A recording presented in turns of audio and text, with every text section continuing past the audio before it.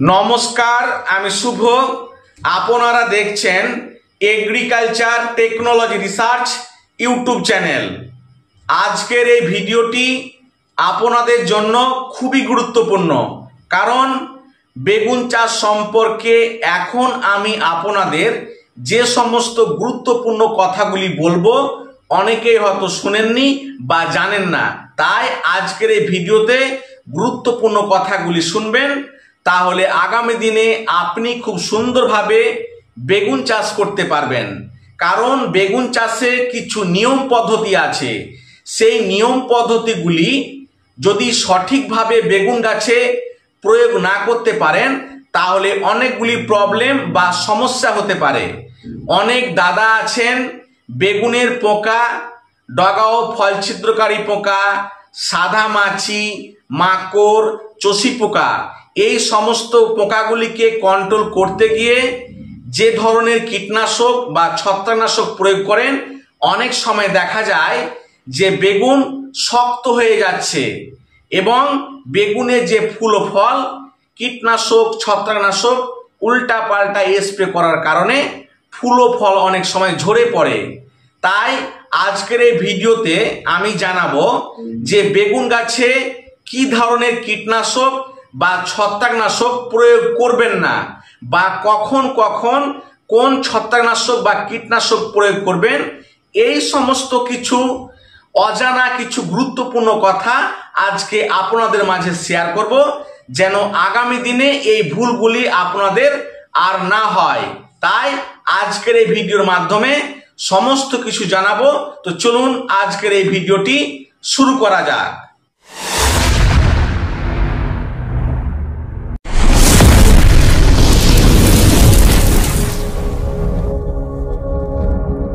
বেগুন চাষে সব থেকে মারাত্মক বা ক্ষতিকর পোকা কোনটি? সেটি হলো ব্রিঞ্জল শুট অ্যান্ড ফুট বোরার, অর্থাৎ বেগুনের ডগা ও ফল ছিদ্রকারী পোকা। তাই তো এখন আমাদের জানতে হবে যে এই পোকা 12 মাসের মধ্যে কোন মাসগুলিতে সব থেকে বেশি ক্ষতি করে, বা অনেক দাদা ঠিক মতো তখন কন্ট্রোল করতে পারে না। অনেকেই বলে বেগুনে কি প্রতিদিন স্প্রে করতে হবে, আবার অনেকে বলে 4 দিন 5 দিন 7 দিন পর পর স্প্রে করলে কি হবে না। কিন্তু বেগুনে কিছু তো নিয়ম পদ্ধতি আছে, তাই না দাদা? না হলে তো আপনি পোকা কন্ট্রোল করতে পারবেন না। বেগুনে মনে রাখবেন 12টি মাস, বৈশাখ মাস থেকে শুরু করে চৈত্র মাস, এই 12টি মাসের মধ্যে সব থেকে পোকার আক্রমণ কোন মাসগুলিতে হয় বেশি এবং কোন মাসে কম হয় সেটা প্রথমে জানতে হবে। তাহলে আপনি পোকাকে খুব সুন্দরভাবে কন্ট্রোল করতে পারবেন।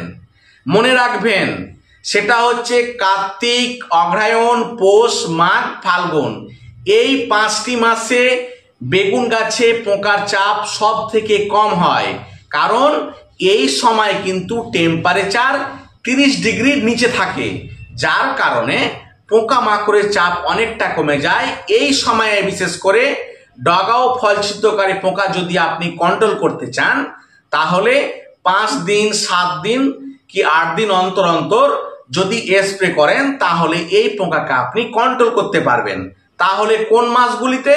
আবারও বলি যে আপনার হচ্ছে কার্তিক, অগ্রহায়ণ, পৌষ, মাঘ, ফাল্গুন, এই মাসগুলি বাদে বাকি যে মাসগুলি আছে যেমন চৈত্র মাস, বৈশাখ, জ্যৈষ্ঠ, আষাঢ়, শ্রাবণ, ভাদ্র, আশ্বিন, এই মাসগুলিতে কিন্তু ব্যাপক হারে বেগুনের ডগা ও ফল ছিদ্রকারী পোকার আক্রমণ বেশি হয়। তাই এই সময়ে অনেকেই পোকা ঠিক মতো কন্ট্রোল করতে পারে না। কেন পারে না? কারণ এই সময়ে টেম্পারেচার সব থেকে হাই থাকে। তখন আপনাদের প্রতিদিন স্প্রে না করলে বেগুনের পোকা আপনি ঠিক মতো কন্ট্রোল করতে মোটেও পারবেন না। তাই এই সময়ে যদি আপনি পোকাকে কন্ট্রোল করতে চান তাহলে গাছের বয়স যখন মোটামুটি 40 দিন হবে সেই সময় থেকে আপনাকে প্রতিদিন স্প্রেটা চালাতে হবে। আবার অনেকেই বলছেন যে বেগুনে যদি প্রতিদিন স্প্রে করি তাহলে কি আর বেগুনের টাকা উঠবে? এটা কিন্তু সম্পূর্ণ ভুল। আপনি যদি সঠিকভাবে বেগুনে কীটনাশক প্রয়োগ করতে পারেন তাহলে কোনো মতে আপনার টাকা বেশি খরচ হবে না এবং পোকা দমন করতে পারবেন। তাহলে কি করে হচ্ছে আজকের বাজারে 30% কৃষক দাদা বেগুন চাষ করে সাকসেসফুল এবং 70% কৃষক দাদা বেগুন চাষ ঠিক মতো করতে পারছেন না। কিছু নিয়ম পদ্ধতি আছে, তাই না?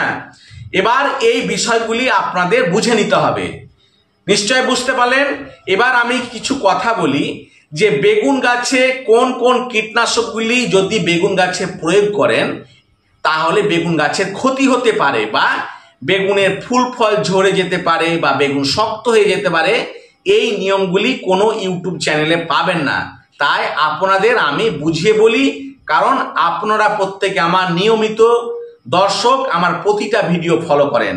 তাই এই নিয়ম পদ্ধতি না জানলে আপনারা পরবর্তীতে ঠিক মতো এই প্রবলেমের আপনি সলিউশন বের করতে পারবেন না। তাই আপনাদের কিছু কথা বলে রাখি। দেখুন, বেগুনের পোকা যখন মারাত্মকভাবে ক্ষতি করে তখন আমরা প্রত্যেকে ব্যস্ত হয়ে যায় যে কোন কীটনাশক স্প্রে করব, তাই না? তখন আমরা করি কি যে বিভিন্ন ধরনের কীটনাশক বা তেলবীজ একটির সঙ্গে আরেকটি মিশিয়ে বেগুন গাছে প্রয়োগ করি। এখানে সব থেকে বড় ভুল হয়, কোন বিষে কখন কি ক্ষতি করে এই মিক্সচার তেলবীজগুলি বেগুন গাছে আপনি হামেশাই প্রয়োগ করবেন না। বিশেষ করে কোন টেকনিক্যাল সব থেকে ক্ষতি করে। বেগুনের পোকা যখন থামতে না পারে অনেকে দেখা যায় যে কার্টাপ হাইড্রোক্লোরাইড 50% এসপি নামক এক ধরনের কীটনাশক আছে। এই টেকনিক্যালটি অনেক দাদা বেগুন গাছে প্রয়োগ করে, যার কারণে বেগুন খুব তাড়াতাড়ি শক্ত হয়ে যায় এবং বেগুনের পাতাগুলি একটা সময় হলুদ হয়ে যায়। বেগুনের পাতাগুলি শক্ত হয়ে যাবে, বেগুনও শক্ত হয়ে যাবে এবং ফুল ও ফল পর্যন্ত ঝরে পড়ে। তাই বেগুন গাছে কখনো আপনি কার্টাপ হাইড্রোক্লোরাইড 50% এসপি এটা প্রয়োগ মোটেও করবেন না। এই টেকনিক্যালটি আপনার অ্যাকচুয়ালি ধান গাছে প্রয়োগ করা উচিত, কিন্তু বেগুন গাছে অনেকে যখন পোকাকে ঠিক মতো না মারতে পারে তখন এই টেকনিক্যাল বেগুন গাছে প্রয়োগ করে। এটা অনেকে ভুল করছেন, আগামী দিনে করবেন না। আরেকটি টেকনিক্যাল বেগুন গাছে মারাত্মক ক্ষতি করে, সেটা হচ্ছে প্রোফিনোফস সাইপারমেথ্রিন। দেখবেন অনেকে বেগুন গাছে স্প্রে করে। এই টেকনিক্যালটি বেগুন গাছে স্প্রে করলে সব থেকে যেটি বেশি প্রবলেম হয় সেটা হচ্ছে বেগুনের ফুল ও ফল খুব দ্রুত ঝরে পড়ে। এটা হচ্ছে আমার প্র্যাকটিক্যাল। আমার কীটনাশক দোকান আছে, অনেকে জানেন। আমি বিভিন্ন কৃষক দাদাকে বিভিন্ন রকমভাবে প্রয়োগ করে থাকি, সেই প্র্যাকটিক্যালের মাধ্যমে আপনাদের এগুলো শেয়ার করতে পারছি। তাই বেগুন গাছে প্রোফিনোফস সাইপারমেথ্রিন যে টেকনিক্যাল, এটা ভুল করেও প্রয়োগ করবেন না। এক্ষেত্রে বেগুন গাছে কিন্তু ক্ষতি হয়। বেগুন গাছে ছত্রাকনাশক প্রয়োগ করার কিছু নিয়ম পদ্ধতি আছে। যদি সঠিকভাবে সেই নিয়ম পদ্ধতিগুলি বেগুন গাছে প্রয়োগ না করেন তাহলে ক্ষতি হতে পারে বা ভালো রেজাল্ট মোটেও হবে না। তাই আজকের এই ভিডিওতে আমি এখন আপনাদের দুটি প্রোডাক্ট নিয়ে আলোচনা করব। এক, বায়ার কোম্পানির নেটিভো এবং সিনজেন্টা কোম্পানির অ্যামিস্টার টপ। এই দুটি প্রোডাক্ট খুবই জনপ্রিয় প্রোডাক্ট, অনেকে জানেন। এখন এই দুটি প্রোডাক্ট বেগুন গাছে কখন প্রয়োগ করবেন এবং কখন করবেন না এই বিষয়টা একটু ক্লিয়ার করে বুঝিয়ে বলি, তাহলে বেগুন গাছে ভালো রেজাল্ট পাবেন এবং আগামী দিনে কোনো ক্ষতি হবে না। সেটা হলো, যাদের বেগুন গাছ লাগানো 120 দিনের উপরে হয়ে যাবে সেই সমস্ত বেগুন গাছে বায়ার কোম্পানির নেটিভো প্রয়োগ করবেন, তাহলে ভালো রেজাল্ট পাবেন। বিভিন্ন রকম যে ফাঙ্গাসের আক্রমণ হয়ে থাকে সেই সমস্ত ফাঙ্গাসের হাত থেকে গাছকে রক্ষা করতে পারবেন। এটা হচ্ছে প্রথম। আরেকটি হচ্ছে বায়ার কোম্পানির নেটিভো যদি বেগুন গাছে ছোট অবস্থায় প্রয়োগ করেন তাহলে গাছের যে বৃদ্ধি সেটা কিন্তু থমকে যায়। তাই ছোট বয়সে অর্থাৎ 120 দিনের নিচে যদি বেগুন গাছের বয়স হয় সেই গাছে কিন্তু নেটিভো স্প্রে করবেন না। 120 দিনের উপরে যখন গাছের বয়স হবে তারপর থেকে আপনি নেটিভোটা চালাবেন, সেক্ষেত্রে কোনো প্রবলেম হবে না। আর 120 দিনের নিচে যখন বেগুনের গাছের বয়স হবে সেক্ষেত্রে আপনার যতই গাছ ছোট হোক, 10 দিন গাছ লাগানো কি 15 দিন কি 1 মাস কি 2 মাস, সেই সমস্ত গাছে কিন্তু আপনি অ্যামিস্টার টপ চোখ বন্ধ করে স্প্রে করতে পারেন। সেক্ষেত্রে গাছের যে গ্রোথের যে প্রবলেম সেটা কিন্তু মোটেও হবে না। অ্যামিস্টার টপ বেগুন গাছে স্প্রে করলে গাছের যে গ্রোথ সেটা কিন্তু নষ্ট হবে না, গাছের গ্রোথ ঠিকই হবে, কোনো রকম ক্ষতি করবে না। তাই আপনার বেগুন গাছ যদি 1 মাস লাগানো হয় বা 2 মাস বা 3 মাস, এইরকম স্টেজে আপনি অ্যামিস্টার টপ চোখ বুঝে চালাবেন, কোন রকম সমস্যা হবে না। কিন্তু নেটিভও চালাবেন 120 দিনের গাছের বয়সের উপরে যখন হবে তখন চালাবেন। নিশ্চয় আমার কথাগুলি প্রত্যেকে বুঝতে পেরেছেন। বেগুন চাষ সম্পর্কে কিছু অজানা গুরুত্বপূর্ণ কথা না বললেই নয়। আমরা প্রত্যেকে চাই যে বেগুন গাছে প্রচুর পরিমাণে ফলন বৃদ্ধি হোক। তাই বেগুন গাছে আমরা অনেক সময় রাসায়নিক সার এবং ভিটামিন একসাথে ভালোভাবে মিশিয়ে মাটিতে প্রয়োগ করি। এখন রাসায়নিক সার এবং ভিটামিন প্রয়োগ করারও কিছু রুলস বা নিয়ম পদ্ধতি আছে। যদি সঠিকভাবে প্রয়োগ না করতে পারেন তাহলে কিন্তু বেগুন গাছের ক্ষতি হতে পারে। দেখবেন রাসায়নিক সার এবং ভিটামিন প্রয়োগ করার পর অনেক সময় কিন্তু বেগুন গাছের ঘুরিয়ে আরও বৃদ্ধি হয়, যার কারণে ফুল ও ফল আসতে অনেক লেট হয়। তো বেগুন গাছ লাগানোর পর থেকে গাছের একটি ম্যাচুরিটি বয়স আছে, যে এই বয়সে বেগুন গাছে ফুল এবং ফল আসবে। সেই সময়ে কিন্তু রাসায়নিক সার এবং ভিটামিন প্রয়োগ করবেন। তার আগে যদি বেশি করে রাসায়নিক সার প্রয়োগ করেন সেক্ষেত্রে গাছের কিন্তু বৃদ্ধি হবে, ফুল ও ফল আসতে আপনার লেট হবে। তাই দেখবেন প্রথম যখন গাছে ফুল ফল আসতে শুরু করে আপনি সেই সময় কিন্তু রাসায়নিক সার এবং ভিটামিনটা সঠিক সময়ে প্রয়োগ করবেন। কারণ সেই সময় যে গাছের একটি ম্যাচুরিটি বয়স, অটোমেটিক যখন ফুল ফল আসতে লাগবে তখনই আপনি রাসায়নিক সার এবং ভিটামিনটা যথেষ্ট পরিমাণে আপনি বেগুন গাছে প্রয়োগ করবেন। এটা হচ্ছে প্রথম কাজ। আরেকটি হচ্ছে যে বেগুন গাছে সব থেকে রাসায়নিক সার এবং ভিটামিন কখন প্রয়োজন পড়ে।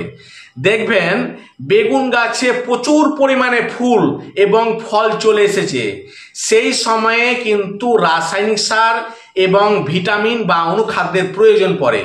সেই সময়ে যদি আপনি খাদ্যের যোগান ঠিক মতো বেগুন গাছে না দেন তাহলে কি হবে, একটি সমস্যা আপনাদের বলে রাখি, সেটি হলো আপনার বেগুন গাছে যে সমস্ত ফলগুলি আছে সেই সমস্ত ফলগুলি যখন তুলে নেবেন, তুলে নেওয়ার পরে গাছের যে আরো খাদ্যের চাহিদার যোগান ছিল লাগতো আপনি ঠিক মতো যেহেতু প্রয়োগ করেননি, গাছ কিন্তু হঠাৎ দুর্বল হয়ে যাবে।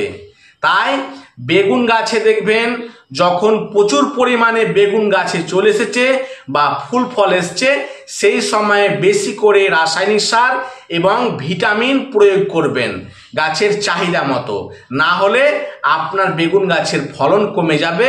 কখন কমবে, বেগুন যেগুলো ধরে আছে সেগুলো তুলে নেওয়ার পরে পরবর্তী যে ফুল ও ফলগুলো আছে সেগুলো আর সেট হবে না, সেগুলো সবে কিন্তু বেগুন গাছ থেকে শুকিয়ে শুকিয়ে ঝরে পড়বে। তাই সেই সময়ে মাইক্রোনিউট্রিয়েন্ট বেশি করে গাছে প্রয়োগ করবেন, বিশেষ করে জিঙ্ক, বোরন, কপার, মলিবডেনাম এই সমস্তগুলি প্রয়োগ করবেন। তাহলে দেখবেন বেগুন গাছের ফলন কিন্তু আরো দ্বিগুণ পরিমাণে বৃদ্ধি পাবে। এই সমস্ত নিয়ম পদ্ধতিগুলি অনেকে ঠিক মতো প্রয়োগ করতে পারে না, তাই এইগুলো আপনারা অবশ্যই প্রয়োগ করবেন। আবারও বলছি যে বেগুন গাছ যখন দেখবেন যে প্রচুর পরিমাণে ফুল ফল সেই সময়ে খাবার কিন্তু কম দিবেন না, সেই সময় যথেষ্ট পরিমাণে রাসায়নিক সার এবং অনুখাদ্য জিঙ্ক, বোরন, কপার, মলিবডেনাম যেগুলো আছে একসাথে বিভিন্ন কোম্পানির পাওয়া যায় সেগুলো গাছে কিন্তু যথেষ্ট পরিমাণে স্প্রে করবেন, তাহলে দেখবেন ফলন কিন্তু আর মোটেও কমবে না। এগুলো আপনারা প্রত্যেকে জানা উচিত। ভিডিও আপলোড দিয়ে থাকি তাই প্রত্যেকটা ভিডিও ফলো করবেন, আগামী দিনে অনেকগুলি ইনফরমেশন জানতে পারবেন। এবং আপনাদের যদি কোনো রকম প্রশ্ন থাকে কমেন্টে অবশ্যই জানাবেন, বা কেউ যদি আমার সাথে যোগাযোগ করতে চান বা বিভিন্ন ধরনের কীটনাশক বা ছত্রাকনাশক কিনতে চান তাহলে এই অ্যাড্রেসে অবশ্যই যোগাযোগ করবেন। তো আমার এই চ্যানেলে যারা প্রথম চ্যানেলটিকে এখনো সাবস্ক্রাইব করেননি চ্যানেলটিকে অবশ্যই সাবস্ক্রাইব করে রাখুন এবং সঙ্গে থাকুন। তো চলুন আজকের এই ভিডিওটি এই পর্যন্ত শেষ করা যাক। সকলে ভালো থাকুন এবং সুস্থ থাকুন। নমস্কার।